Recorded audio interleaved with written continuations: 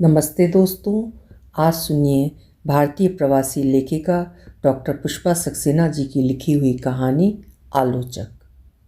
तो प्रस्तुत है कहानी आलोचक। सामने पड़े पत्र की चिंदियाँ उड़ा देने का जी चाह रहा था। पहली कहानी प्रकाशित होने की सारी खुशी इस खत ने मटियामेट कर डाली थी। कितनी खुश थी वो जब भारत से पत्रिका के संपादक का स्वीकृति पत्र मिला था, पर इस पत्र ने भावना को जैसे जमीन पर ला पटका था।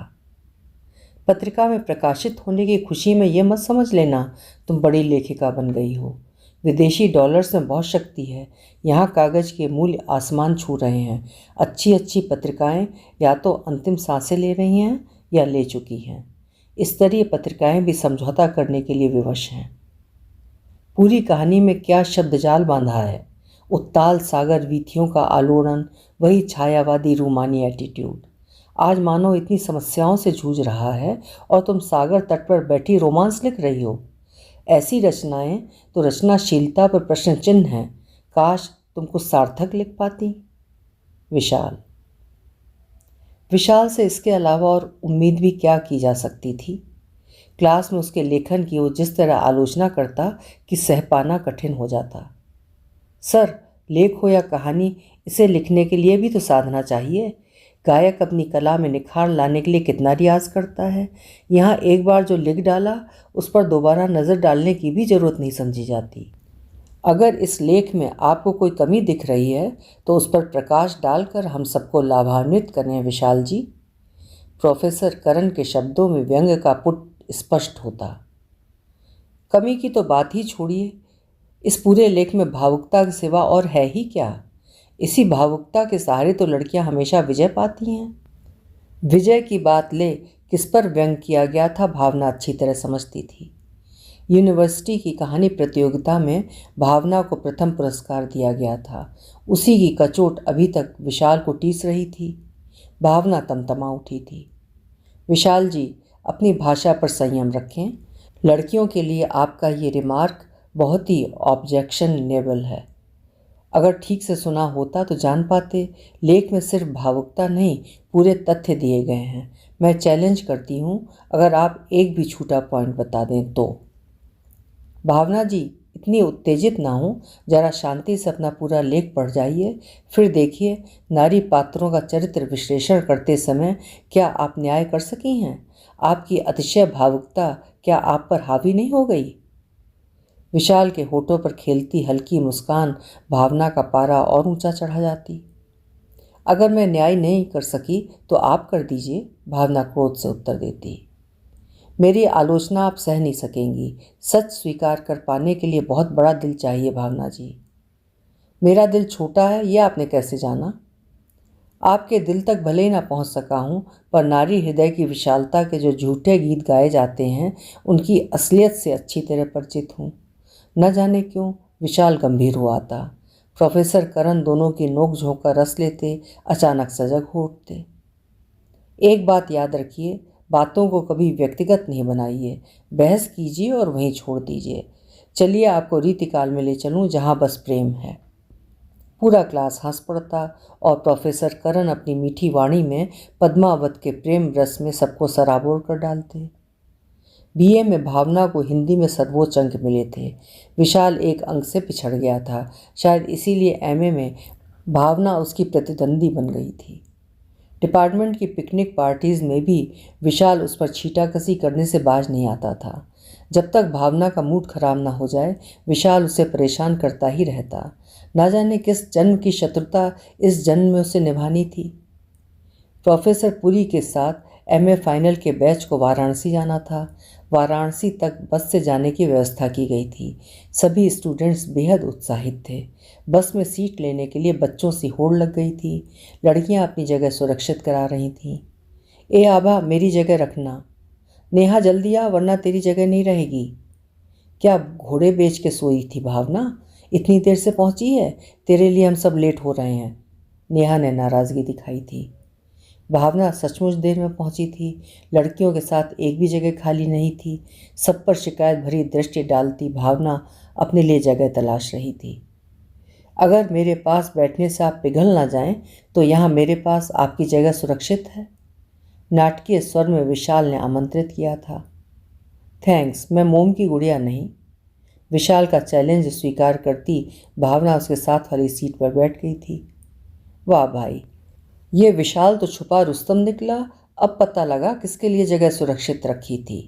अवनीश ने रिमार्क कसा था। लड़कों के सम्मिलित हास्य ने भावना को खिसिया दिया था। पूरा रास्ता गीतों की अंताक्षरी और हंसी के फव्वारों के बीच कितनी जल्दी कट गया था। हमेशा का वाचाल विशाल उस पूरी अवधि में मौन बैठा रह गया था। विशाल का वो मौन भावना को कितना चुभा था। उसके व्यंग बाण झेलने की भावना को आदत सी पड़ गई थी। मानस मंदिर में प्रविष्ट होते ही विशाल ने सबको सुनाकर कहा था, भाई तुलसीदास तो जीनियस थे, एक ही वाक्य में पूरा सच कह गए हैं। उनकी इस बात के आगे बार बार शीश नवाने का जी चाहता है। कौन सी बात विशाल, जिसके आगे तुम नत हो? ढोल गवार शूद्र पशुनारी, ये सब ताड़न के अधिकारी। इससे बड़ा सच और क्या होगा? व्यंगपूर्ण मुस्कान उसने भावना की ओर फेंकी थी। लड़कियों के मुंह तमतमा आए थे। भगवान करे इसे ऐसी पत्नी मिले जो इसे ठीक राह पर ला सके, भावना बुदबुदाई। एक स्त्री का बदला ही तो हमसे ले रहा है, नेहा ने धीमे से कहा। क्या मतलब? क्या इसका किसी से अफेयर था नेहा? हमें भी बताना प्लीज़। आभा उत्सुक हो उठी। तुझे तो हर जगह कोई प्रेम प्रसंग ही दिखता है। बेचारे की सौतेली माँ है। 2 वर्ष का था तभी पिता ने दूसरा विवाह कर लिया था। उसके बाद का इसका जीवन तो निर्वासित का ही रहा, नेहा ने जानकारी दी थी। ठीक ही किया, ऐसे दुष्ट को कौन घर रखना चाहेगा? माँ को भी तो खूब सताता होगा। ऐसी बात नहीं है भावना, मेरी चाची इसके पड़ोस में रहती थी। चाची बताती हैं बचपन में विशाल बहुत भोला प्यारा बच्चा था। सौतेली माँ की क्रूरता का शिकार विशाल आज समस्त स्त्री जाति के प्रति विद्वेष रखता है। न जाने क्यों भावना की अभिन्न सखी होते हुए भी नेहा विशाल के प्रति बेहद संवेदनशील थी। सौतेली माँ बहुतों की होती है, इसका अर्थ ये तो नहीं कि स्त्री जाति से ही घृणा की जाए। भावना नेहा के तर्क से कतई सहमत नहीं थी। भूख से बिलबिलाता बच्चा अगर पड़ोसिन ताई का दिया रोटी का एक टुकड़ा खा ले तो क्या उसे खंबे से बांध इतना मारा जाना चाहिए कि उसके बदन पर नील पड़ जाए? नेहा ने उत्तेजित स्वर में प्रश्न किया था। ओह नो, ये तो क्रूरता की सीमा है नेहा। उस कठोर व्यवहार की कल्पना ने आभा को विचलित कर दिया था। ऐसा बचपन देखा जाना है विशाल ने। कुछ बड़ा होने पर घर से निर्वासित दूसरों की दया पे आश्रित रहे यहाँ तक पहुँच सका है। दुख इसी बात का है कि विशाल को पुरुष वर्ग से दया और सहानुभूति भले ही मिली हो, स्त्रियों ने उसे बोझ कहकर दुत्कारा ही था। सच, स्त्रियां भी इतनी क्रूर हो सकती हैं? हमें पता ही नहीं था बेचारा विशाल। नेहा के साथ आभा भी विशाल के प्रति सदैव हो उठी थी। भावना ने अपनी कोई प्रतिक्रिया व्यक्त नहीं की थी, पर एक छोटे बच्चे की खंभे से बंधी पिटती काया ने जैसे उसके मुंह का स्वाद ही बिगाड़ दिया था। लौटते समय भी वो अनावश्यक रूप से गंभीर ही बैठी रह गई थी। क्या बात है भावना जी, आप मुझसे नाराज दिखती हैं? पीछे बैठे विशाल ने उसका मौन तोड़ना चाहा था। इतना बोलने से आप थक नहीं जाते? कभी मौन रहे सोचना क्या अच्छा नहीं लगता? अगर सोचने के लिए कुछ मीठा हो तब ना, सिर्फ कड़वाहट का स्वाद किसे भाता है? कड़वाहट की भी आदत पड़ जाती है, कोशिश करके देखिए, उसी में आनंद आने लगेगा। भावना ने बात शायद कुछ आक्रोश में कही थी। तो लीजिए, अभी रुष्ट देवी को मनाता हूँ। काहेरी नलनी तू कुम्हलानी, तेरे ही नाल सरोवर पानी। कहिए, इसका अर्थ समझ रही हैं भावना जी? जी हाँ, बिल्कुल साफ अर्थ है। मेरे साथ आप हैं, कुम्हलाने का बस यही कारण है। भावना की इस बात पर सब जोर से हंस पड़े थे। चलिए, आपकी उदासी प्रसन्नता का कारण मैं बन सका, इससे अधिक और क्या चाहिए? सहज स्वर में विशाल ने कहा था। फाइनल परीक्षा पास आ गई थी। क्लासेस की नोक झोंक के स्थान पर सभी ने लाइब्रेरी में अधिक समय बिताना शुरू कर दिया था। उस गंभीर वातावरण में भी किसी एकांत कोने में पड़ रही भावना को विशाल खोज ही निकालता था।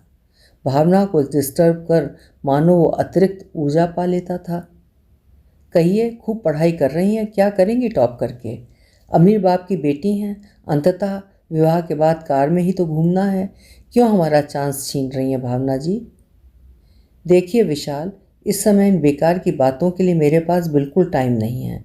वैसे भी अपनी अमीरी के लिए मैं आपकी अपराधी तो नहीं हूं ना। मुझे पढ़ने दीजिए प्लीज़। परीक्षा समाप्त होते ही सचमुच भावना का विवाह हो गया था। राकेश अमेरिका में एक सॉफ्टवेयर कंपनी का स्वामी था। पहली दृष्टि में ही उसे भावना भा गई थी। धनी परिवार का इकलौता वारिस राकेश हर दृष्टि से भावना के लिए योग्य पात्र था। अमेरिका के सुख वैभव ने भावना को सब कुछ भुला दिया था। बस खाली समय में उसके लिखने का शौक जरूर उससे नहीं छूट सका था। जीवन से पूर्णतः संतुष्ट भावना की कहानियों में उच्च मध्य वर्ग अनजाने ही विषय बनता था। भावना के लेखन को उसके पति राकेश ने सदैव प्रोत्साहित किया था। तुम अपनी कहानियाँ भारत की पत्रिकाओं में छपने क्यों नहीं भेजती भावना? भला मेरी कहानियाँ छप सकेंगी? उतना अच्छा कहाँ लिख पाती हूँ राकेश? भेज कर तो देखो। यहाँ के जीवन पर तुम बहुत कुछ लिख सकती हो। मुझे विश्वास है तुम्हारी रचनाएं बहुत पसंद की जाएंगी। प्यार से राकेश ने उसकी पीठ थपथपा कर विश्वास दिलाया था। पति की बातों से उत्साहित भावना ने 2-3 प्रेम कहानियां लिख डाली थीं। उन्हीं में से छपी एक कहानी की प्रतिक्रिया में विशाल ने पत्र भेजा था। इस खत ने भावना के मस्तिष्क में सोई विशाल की स्मृति को झकझोर कर जगा दिया था। एमए फाइनल की परीक्षा में प्रथम स्थान विशाल को ही मिला था। भावना द्वितीय रही थी। पराजय की टीस भावना ने कभी महसूस नहीं की। विवाह के साथ उस जीवन को वहीं छोड़ भावना नई दुनिया में रच बस गई थी। शायद अपनी विजय के बाद भावना का उदास पराजित चेहरा न देख पाने की विशाल की इच्छा अधूरी रह गई थी। कहीं भावना की कहानी प्रकाशित देख विशाल ने स्वयं को पराजित तो अनुभव नहीं किया और इसीलिए पत्र लिख भेजा हो?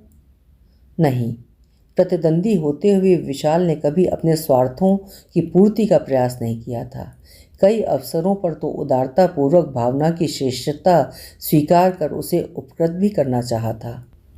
फाइनल की परीक्षा के ठीक पहले उसके स्पेशल पेपर के सारे नोट्स खो गए थे। उस समय अपने नोट्स दे विशाल ने दिलासा दिया था। अरे तुम जीनियस ठहरी भावना। ये दिमाग बड़े कमाल की चीज़ है। वर्षों पहले की स्मृतियाँ सुरक्षित रखता है। एक नज़र नोट्स पर डाल लो, सब याद आ जाएगा। बच्ची की तरह भावना को समझाते विशाल ने पहली और आखिरी बार उसे तुम कह के संबोधित किया था। उस समय विशाल के शब्दों और उसके नोट्स ने कितना सहारा दिया था। अगर वो सचमुच भावना से ईर्ष्या रखता तो उसकी सहायता क्यों करता? उन दोनों के बीच वो कैसा रिश्ता था? पर आज उसके इस पत्र ने भावना के हृदय में अगर विशाल के प्रति कहीं कोई कोमल तंतु शेष था, उसे भी निर्ममता से तोड़ डाला था। तारीफ न करता, कम से कम 7 समुंदर पार बसी सहपाठिनी की रचना छपने पर उसे इस तरह अपमानित तो न करता। ठीक है, वो भी विशाल को दिखा देगी कि वो क्या है। क्रोध से भावना का मस्तिष्क अवसन्न हुआ जा रहा था।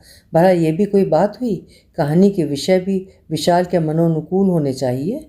क्या प्रेम कहानी का विषय नहीं बन सकता? जरूरी तो नहीं सब उसकी तरह रूखे सूखे हों। पति के घर पहुंचते ही भावना ने अपनी बात रखी। अगर मैं अपना कहानी संग्रह छपवा लूँ तो कैसा रहे? Excellent idea. ये हुई ना बात। मैं हमेशा कहता था तुम अपना टैलेंट वेस्ट कर रही हो। आखिर कभी तुम यूनिवर्सिटी की गोल्ड मेडलिस्ट रही हो।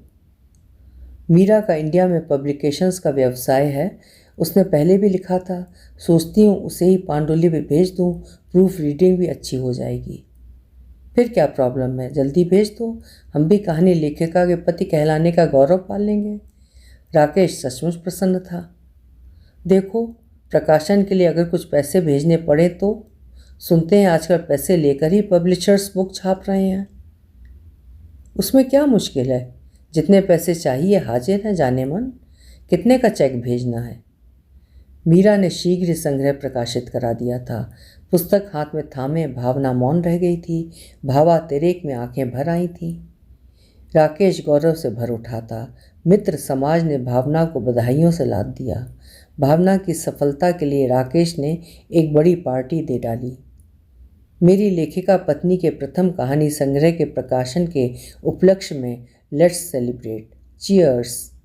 खनकते प्यालों में खुशी आ समाई थी। पुस्तक की समीक्षा की भावना उत्सुकता से प्रतीक्षा कर रही थी। मीरा ने लिखा था, स्तरीय पत्रिकाओं में समीक्षा निकलने से पुस्तक की मांग बढ़ेगी। एक समीक्षा विशाल से करा प्रकाशित करने का भी मीरा ने सुझाव दिया था। मीरा के सुझाव के उत्तर में भावना ने तुरंत पत्र लिखा था। तू तो जानती है मीरा, विशाल मेरे लेखन का कितना बड़ा आलोचक है।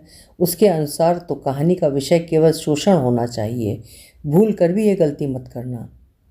भावना भावना की बात काट पाना मीरा को असंभव लगा। विभिन्न पत्रिकाओं में समीक्षा के लिए पुस्तक की प्रतियां भेज मीरा ने भावना को सूचित किया था। साथ ही अपनी नाराज़गी में कुछ शब्द भी व्यक्त कर दिए थे। समीक्षा के लिए अनजाने हाथों में अपने को सौंप देना अक्लमंदी नहीं है। विशाल अन्याय ही करेगा ये सोचना तेरी गलती है भावना।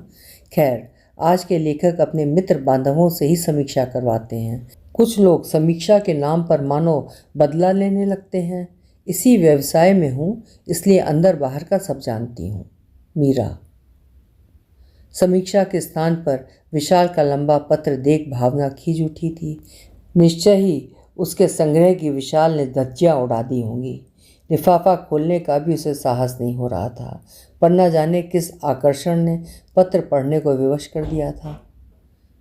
प्रिय भावना, प्रथम संकलन के प्रकाशन के लिए मेरी हार्दिक बधाई।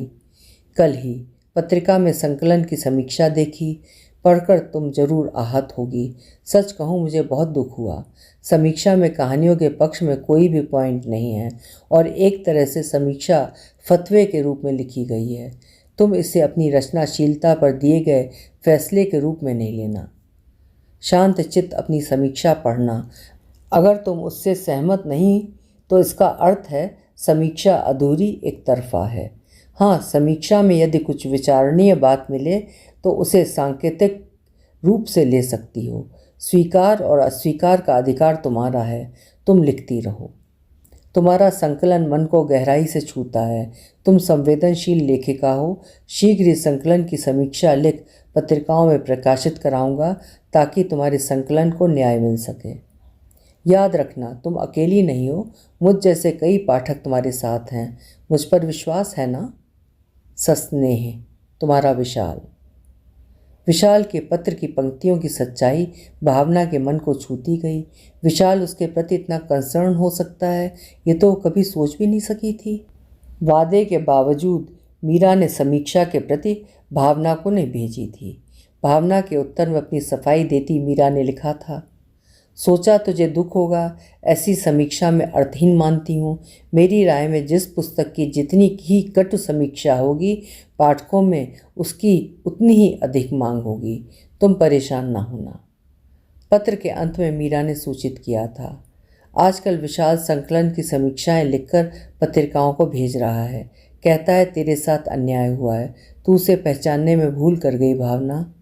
मीरा। विशाल के प्रति भावना का हृदय कृतज्ञ हो उठा। उसे पत्र का उत्तर देना सोच ही रही थी कि राकेश ने उसे खुशखबरी सुनाई थी। चंदा मौसी का पत्र आया है। उनके लाडले बेटे मनोज का विवाह है। हमें बहुत आग्रह से बुलाया है। फिर क्या सोचा है? सवालिया निगाह से भावना ने जानना चाहा। मेरा जाना तो पॉसिबल नहीं होगा, तुम चली जाओ। घर के प्रति दायित्वों का निर्वाह तो करना ही होता है ना? ठीक है, कब जाना है? वैसी ही तैयारी करूं? हाँ, इस बार अपने घर कम से कम 15 दिन जरूर रहूंगी। क्यों नहीं, पुराने मित्रों से जो मिलना होगा। ठीक कहा ना? राकेश ने परिहास किया। 16 आने सही बात है। बेचारे मेरे गम में सूख कर कांटा जो हो रहे होंगे। दोनों जोर से हंस पड़े। मौसी के यहाँ शादी निपटते ही भावना अपने घर जाने को व्याकुल हो गई थी। ऐसी भी क्या उतावली बहू, 4 दिन हमारे साथ और रह लेती। वो तो ठीक है मौसी जी, पर शादी के बाद इतने साल बीत गए, घर जा ही नहीं पाई हूँ, इसलिए। ठीक है, मैं समझती हूँ, कल चली जाना। सरोज से कह देती हूँ तुझे पहुँचा आएगी। घर पहुँचते ही डिपार्टमेंट जाने के लिए भावना बेचैन हो उठी थी। भाभी ने उसे छेड़ा था, अब वहाँ तेरा चाहने वाला तो कोई बैठा नहीं है, फिर ऐसी बेताबी। रहने दो भाभी, तुम नहीं समझोगी। याद नहीं, नेहा डिपार्टमेंट में लेक्चरर है और आभा रिसर्च कर रही है। क्या वे मेरी सहेलियां नहीं हैं? चाह कर भी भावना विशाल का नाम नहीं ले सकी थी, पर उससे मिलने की उत्कंठा मन में सबसे अधिक थी। विशाल के प्रति आभार व्यक्त कैसे कर पाएगी, बहुत सोचकर भी वो शब्द नहीं खोज पा रही थी। भैया ने उसे कार से यूनिवर्सिटी छोड़ दिया। डिपार्टमेंट पहुंचकर भावना निराश सी हो उठी थी। ये क्या, उसका वही डिपार्टमेंट था? हरी घास के लॉन के स्थान पर इमारतों के जंगल उगाए थे। 3 वर्षों में ऐसा कायाकल्प! अपरिचित सी खड़ी भावना को नेहा के स्वर ने चौंका दिया था। अरे भावना, तू यहाँ? ओ नेहा, मैं तो बस घबरा ही गई थी। सब कुछ कितना बदल गया है। एक नज़र में तो मैं पहचान ही नहीं सकी कि ये अपना डिपार्टमेंट है। हाँ भावना, सचमुच बहुत बदल गया है। और तू अपनी सुना कैसी कट रही है अमेरिका वाले जीजा के साथ? ठीक हूँ, देख कर नहीं पता लगा। और हाँ, तूने अभी तक शादी नहीं की, बात क्या है? तेरी जैसी भाग्यवान जो नहीं थी कि परीक्षा देते कोई अमेरिका उड़ा ले जाता। चलेगी अमेरिका? सच कहूँ, तेरे लिए तो अमेरिकन लाइन लगा के खड़े हो जाएंगे। इस प्यारी सांवली रंगत का बड़ा मोल है वहाँ। अच्छा अच्छा, अब ये पुरखनों वाली बातें छोड़, नहीं जाना है मुझे अमेरिका। अपना देश किससे कम है? ये तो सच कहा नेहा। कभी घर परिवार तुम सबकी इस कदर याद आती है कि बता नहीं सकती। हाँ हाँ, तभी तो 3 वर्षों बाद हमारी सुधे आई है। अब चल घर चलते हैं, वहीं चैन से बातें करेंगे। और तेरा क्लास? तेरे लिए एक दिन क्लास भी नहीं छोड़ सकती। डिपार्टमेंट के पीछे ही क्वार्टर है, 2 कदम पैदल चल सकेगी ना? कार तो यहाँ है नहीं। अब मजाक बंद कर, तुझसे ज़्यादा तेज चल सकती हूँ, समझी? नेहा के कमरे में पहुँच भावना उसके पलंग पर जा लेटी थी। बाप रे, 2 कदम कहे 1 मील दौड़ा दिया, इसीलिए तू इतनी स्लिम बनी हुई है। हाँ, अब बता यहाँ सब कैसे हैं? हमारे साथ के कौन कौन लोग हैं यहाँ? सीधे क्यों नहीं पूछती? विशाल की बात जानना चाहती है ना? सिर्फ उसी की क्यों, मैंने तो सबके बारे में पूछा था। भावना जैसे सफाई दे रही थी। विशाल नहीं रहा भावना। एक रात जो सोया तो सोता ही चला गया। नेहा कहीं खो सी गई थी। क्या? कैसे? कब? अभी कुछ दिन पहले ही तो उसका खत मिला था। पलंग पर लेटी भावना चौंक कर उठ बैठी थी।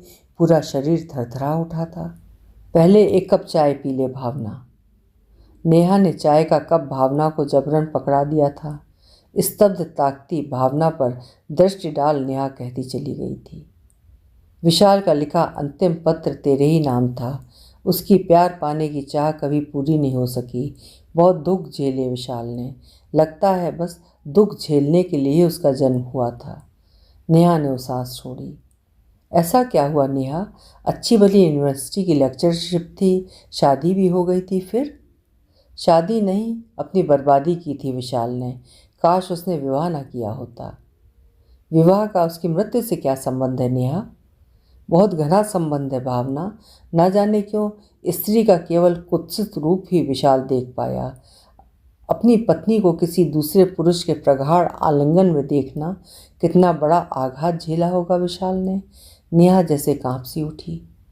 क्या उसने आत्महत्या की है नेहा? गुत्थी का हल ढूंढती भावना व्याकुल हो उठी थी। पुलिस ने तो यही निर्णय दिया है, पर जिन रहस्यमय परिस्थितियों में उसकी मृत्यु हुई है उससे हत्या की संभावना अधिक दृढ़ होती है। क्या कह रही है नेहा? कौन करेगा उसकी हत्या? लोगों को उसकी पत्नी और उसके प्रेमी की साजिश का संदेह है। पति पत्नी के आपसी संबंध बेहद कटु थे। पत्नी से उपेक्षा और अपमान सहकर भी विशाल किसी तरह जीवन घसीट रहा था। अपनी पीड़ा को अपनी हंसी में छिपाए रखने वाला विशाल जैसे जीवित शव बन गया था। उसका सूखा मुंह नहीं देखा जाता था। तो अलग हो जाते, दोनों पढ़े लिखे थे। इस तरह जीवन की आहुति देने का अर्थ? कभी लगता है वो स्वयं से प्रतिशोध ले रहा था। पत्नी के विश्वासघात के बाद भी आत्महत्या की बात उसने नहीं सोची थी। बेवफा पत्नी के साथ तिल तिल मरना ही उसका प्रतिशोध होता। ये कैसा प्रतिशोध नेहा? भावना विस्मित थी। तू इतना तो मानेगी, विशाल का दिल उसके नाम की तरह बहुत ही बड़ा था। उसने बस क्षमा करना ही जाना था। वो किसी को सजा देने की बात सोच भी नहीं सकता था। अपने ऊपर अत्याचार करने वाली उस माँ तक को उसने खुले दिल से क्षमा कर दिया था। पत्नी नाम की उस बेवफा स्त्री के कारण उसने अपने आप को इतना बड़ा आघात सहने की सजा दे डाली थी भावना। पर प्रतिशोध की धुन में तो उसने स्वयं ही को जला डाला नेहा। कौन सा सुख मिला उसे? भावना की वाणी रुद्ध थी। सुख का स्वाद उसने कब लेना चाहा? शायद तूने ही उसे सलाह दी थी। कड़वाहट की आदत डाल लेने में उसमें भी रस आने लगता है। नेहा के स्वर में व्यंग घुलाया। तुझे ये बात किसने बताई नेहा? उसकी डायरी से। वही तो उसकी मनस्थिति की एकमात्र साक्षी है। कहाँ है वो डायरी? भावना उत्सुक हो उठी थी। वो मेरे पास सुरक्षित है, पर उस पर सबसे अधिक जिसका अधिकार बनता है उसे मैं दे नहीं सकती। कैसी पहेलियां बुझा रही है नेहा? किसका अधिकार बनता है? कौन है वो? जिस लड़की को विशाल ने अपने संपूर्ण मन से चाहा था, काश वो लड़की उसे मिल पाती तो आज वो दूसरी ही कहानी होती। अपने नाम को सचमुच सार्थक कर सकता था विशाल। उस जैसे प्रतिभाशाली कितने होंगे भावना? कहीं वो लड़की कहीं तू ही तो नहीं है नेहा? हमेशा उसका पक्ष लेती रही। काश वो मैं हो पाती, उसे पा कोई भी लड़की धन्य हो जाती। तू उसे इतना चाहती थी नेहा? शायद तू जितना सोच सकती है उससे भी बहुत ज़्यादा। फिर विशाल को बताया क्यों नहीं? विवाह कर सकती थी तो उससे, किया क्यों नहीं? क्योंकि जिस लड़की के प्यार में वो डूबा था उसके बाद और किसी के लिए तिल भर भी जगह बाकी जो नहीं थी। सच तो ये है कि विवाह भी उसे माँ की भूख हड़ताल की धमकी के कारण करना पड़ा था। क्या वो लड़की जानती थी कि कोई उसे इतना प्यार करता है? कभी एक पल को भी विशाल ने उसे इस बात का आभास होने दिया था? ना जाने क्यों भावना अस्थिर सी हो उठी थी। शायद नहीं, उसके प्रेम का ढंग ही निराला था। जिसे अपने से भी अधिक चाहा उसका सबसे बड़ा आलोचक बना रहा, कभी उसे संकेत भी न दे सका कि उसका पुजारी था। किसकी बात कर रही है तू? भावना का चेहरा उतर गया था। सच कह भावना, क्या तू कभी जान ना सकी कि वो तुझे इतना चाहता है? कहते हैं प्रेम छुपाए नहीं छुपता, पर तू तो अंधी ही बनी रह गई। मैं विशाल की डायरी देखना चाहती हूँ नेहा। क्या करेगी अब एक दुस्वप्न को दोहराकर? दुस्वप्नों में खो नहीं जाऊंगी, मेरा विश्वास कर। अगर विशाल के प्यार का तुझे पता लग जाता तो क्या उसे स्वीकार कर लेती भावना? अब इस प्रश्न का क्या कोई अर्थ रह गया है नेहा? भावना का चेहरा जैसे बादलों से ढक गया था। फिर डायरी का तेरे लिए क्या अर्थ है भावना? मैं सिर्फ ये जानना चाहती थी। भावना वाक्य पूरा नहीं कर सकी थी। रहने दे भावना, तेरा वर्तमान भविष्य सब उज्ज्वल है। विशाल जैसा चाहने वाला तेरा अतीत भी सुखद बना गया है। क्या इतना सब तेरे लिए काफ़ी नहीं? ढेर सा व्यंग नेहा के स्वर में घुल आया था। तू तो ऐसे बात कर रही है जैसे विशाल की मृत्यु में मेरा हाथ था। भावना का स्वर बेहद आहत था। अपराधी न होते हुए भी तेरे चले जाने के बाद विशाल की भटकन, उसकी तड़प के कारण तुझ पर बहुत गुस्सा आया है भावना। तुझे खोकर कुछ भी पाने की उसकी चाहत ही खत्म हो गई थी। वरना जिस माँ ने जिंदगी भर उसे सताया, उसकी सुझाई लड़की से विवाह कर अपना जीवन यूं व्यर्थ न करता। जिसने उसके एक तरफे प्यार को जाना ही नहीं, उसे दोष देना क्या ठीक है नेहा? विशाल के प्यार में क्या तू मेरे साथ अन्याय नहीं कर रही है? भावना का स्वर भी गाया था। आई एम सॉरी भावना। सच उसके अंदर की बात कौन जान सका है? बाहर से एकदम सामान्य दिखता रहा और अंदर उसके सपनों के देवदार धू धू जलते रहे। उसकी पत्नी कहाँ है नेहा? उसे पत्नी मत कहना भावना।